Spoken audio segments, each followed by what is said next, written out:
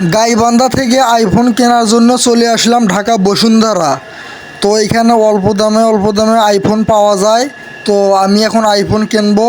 আর আপনারা আমার শুনেছি এই বসুন্ধরা নাকি অল্প দামে আইফোন পাওয়া যায়, তাই তো চলে আসলাম বসুন্ধরা। তো আমি এখন ভিতরের দিকে প্রবেশ করব। আপনারা সবাই লাইনে থাকবেন তো যাতে আপনারাও দেখতে পারেন।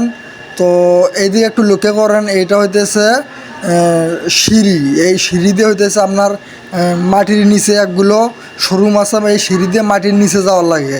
তারপরেও সিঁড়ি আছে, সেটা দিয়েও মাটির নিচে যাওয়া লাগে। তো আপনারা আমার সাথে থাকবেন, আর ভিডিওটা কেউ টানাটানি করবেন না। আর আপনারাও চাইলে অল্প দামে আইফোন নিতে পারবেন।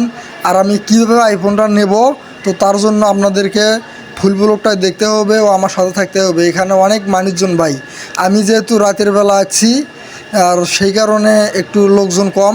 আর বিকেল টাইমে ভাই এখানে লোকজন মানে বেশি পরিমাণ লোকজন থাকে, এখানে অনেক ভিড় হয় বিকেল টাইম করে।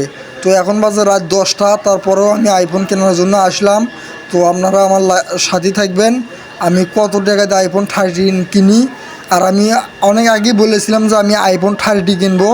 তো একটা 13-এর দাম কত নেয়, তো আপনারা ভিডিওটা দেখতে থাকেন আর তাহলে বুঝতে পারবেন আর 13-এর দাম কত নেয়। আর আপনারাও নিতে পারবেন, তা এই ভিডিওটা। তো আমি যেহেতু রাতের বেলায় আইছি, তো এখানে অল্প দামে ফোন পাওয়া যায়, চোরাই ফোন পাওয়া যায়। তার মানে অনেক রিস্ক ভাই, ঠিক আছে?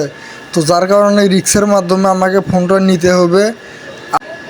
তো তার আগে আমি একটু লোকেশনটা দেখে নিলাম, আশেপাশে কোনো টাউট লোক আছে কি না। আমি লোকেশনটা দেখেই আমি ঢুকবো, কারণ এখানে অল্প দামে ফোন নিয়ে আসা যায়, কিন্তু পরে আবার ফির ফোন আরেকজনকে দিয়ে দিতে হয়।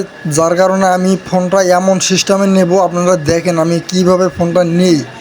আপনারা শুধু লাইনে থাকেন তাহলে বুঝতে পারবেন। আমি কিন্তু একাই আসিনি, আমি বাইকটাও নিয়েছি। যে দেখেন, এটা আমার বাইক। আসলে ঢাকা শহর আমি কিন্তু এর আগের ভিডিওতেও বলছি, আমি গ্রাম থেকে বাইকটা ঢাকায় নিয়ে এসেছি। আর বাইকটা আমি ঢাকায় আপাতত চালাইতেছি, মাঝে সাঝে পাটাও চালাই, মানে এই বাইকটা দিয়ে। তো বাইকটা দিয়ে আমি ভাড়াও মারি মাঝে সাঝে। তো বাইকটা আমি আমার সাথে করে নিয়ে এসেছি। তো আপনারা সাথে একটা জিনিস লক্ষ্য করে দেখেন, এইখানে অনেক মানুষের ভিড় ভাই, ঠিক আছে? আরও সন্ধ্যে টাইম করে আরও অনেক ভিড় লাগে ভাই। এটা হইতেছে মেইন ঢাকা, ঢাকা বসুন্ধরা বলে এটাকে ভাই, ঠিক আছে?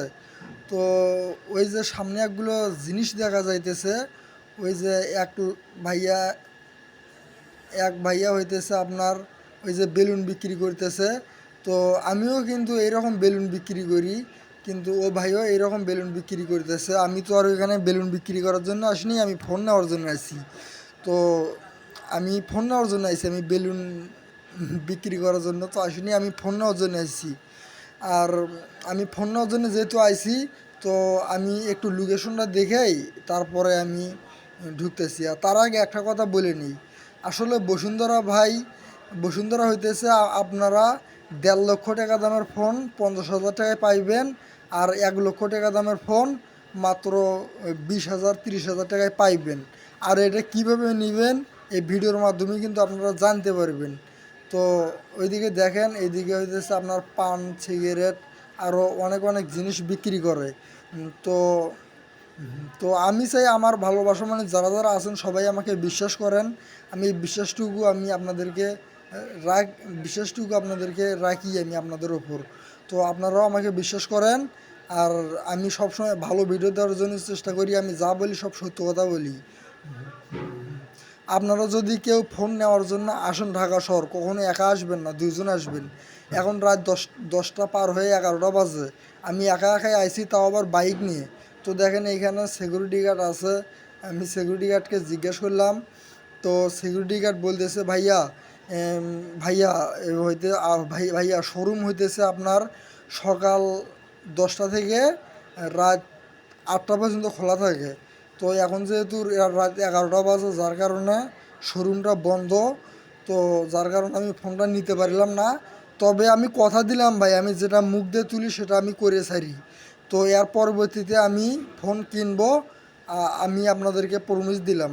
তো তার আগে আপনারা একটা জিনিস লক্ষ্য করে দেখেন, এটা হইতেছে আমার বাইক। আর সামনে একটা জিনিস লক্ষ্য করে দেখেন, দেখেন, দাঁড়ান দাঁড়ান, 1 মিনিট ওয়েট করেন। এই আর হলো আর এই আর এটা হইতেছে আমার বাইক। আর সামনে একটা রাস্তা গেছে, রাস্তাটা হইতেছে মাটির তল দিয়ে।